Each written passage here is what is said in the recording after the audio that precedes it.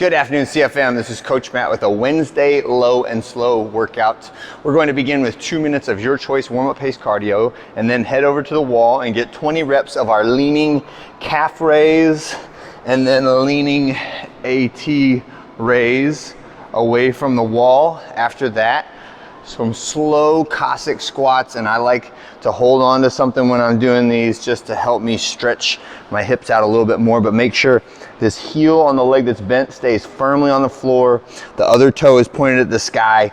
My hamstring is resting on my calf on that bent leg, and just try to get a good stretch out of it. If it's too much resistance, your body will not stretch out. Your hips and hamstrings will not stretch the way they should. So make sure, hold on to something if you're having trouble getting to that bottom position.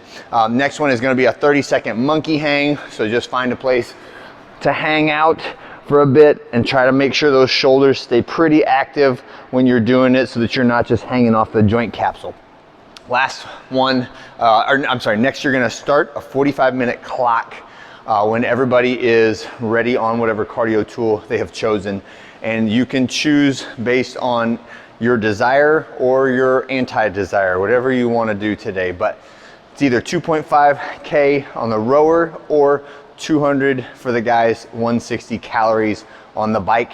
If you wanna run, if you wanna go run like one lap around the 5K route, that's fine too, right? But the goal for today was at a very controlled pace, at a zone 2, which is 120 to 140 heart rate pace.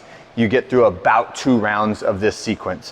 When you finish your 2.5, 200 calories or meters, you're gonna get your ab mat. We're gonna do 20 reps of the ab mat sit-up. After our ab mat sit-ups, we're gonna do kettlebell good mornings. So I've got my kettlebell and I'm holding it underhand with the bottom of the kettlebell touching my chest, and I'm just hinging over at the hips. So very slight bend in the knees as I hinge forward and then squeeze and stand tall. And then right into Russian kettlebell swings. These should not be terrible. The weight is very moderate. And then finish with our heel taps from the plate.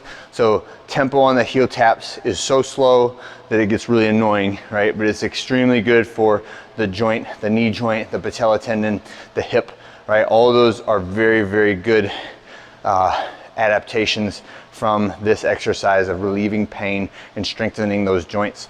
And you should be able to slow down your heart rate just a little bit as you do that as well.